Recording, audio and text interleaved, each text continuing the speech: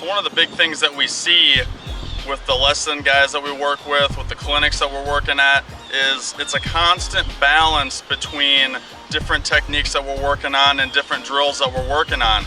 It's never gonna come just naturally where all of a sudden you can just go out there and hit, you know, great all the time. There's always something that you're working on, and what you'll find is the more advanced you get, whatever you're working on, all of a sudden it might be a quick fix. For instance, if someone's swinging down all the time, we have guys that are swinging down, we have to get them to have a focus to swing up through the ball, and sometimes that's a quick fix and they hit the ball 70 feet farther, or they all of a sudden they hit the ball consistently 80% of the time. But then, you know, maybe that works for half the season, and then all of a sudden they feel like they're swinging up too much and they're getting a little draggy. Well, you know, maybe it was a fix at the beginning, but then they have to go back to more of something in between, where instead of pulling straight up, they have to think about swinging more on that level to slightly up plane, more like on the guide rope. It's a constant struggle between the different techniques and the drills that we do, so don't be frustrated when something was working for you for a game or for a BP session, then all of a sudden the next time it's not working because maybe you're overemphasizing that one drill, and then you have to go back and work on the opposite end of it, and that kind of balances each other out. So the two main elements that we work on constantly is the rotation and then the snap. And if you have a really strong rotation and a good body angle back, you'll find that that snap has to be much quicker and much more crisp to make up for the tight rotation that you have.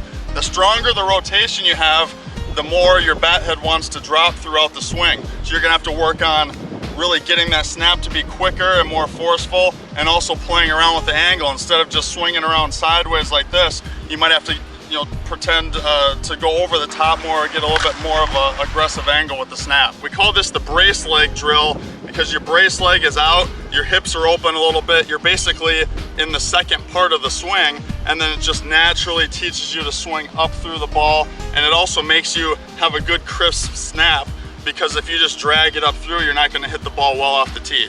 Another great drill for getting the balance between rotation and snap is the 1-2-3 drill, or the ba-ba-boom drill, where you get the timing and the tempo easy 1, easy 2, and then on 3 you pull and snap through. So it's ba, ba, boom. We're gonna have this for sale on our website soon. It's the Evil BP ball on the guide rope, and it's one of the greatest tools we have, multi-purpose tool. And what I like to do is to do it off of one knee, and it really gets you focusing on the swing plane. You're at a little bit lower level, so there's no tendency to come up and come down on it. It helps you set the body angle, get the brace leg out, open your hips a little bit like the swing has just started, and then you can just focus on just taking ba, ba, boom. Gives you instant feedback, where if the ball's bouncing up and down, you know that you were swinging down or up through it too much, and if you shoot it right up the rope, you know that your balance between the rotation, the body angle, and the snap was perfect. Use videotape, which is the most important thing in identifying the flaws in your swing, and then use these drills, work on the different steps of the swing, and that's really where you're going to help improve your game the most. Must terminate softballs.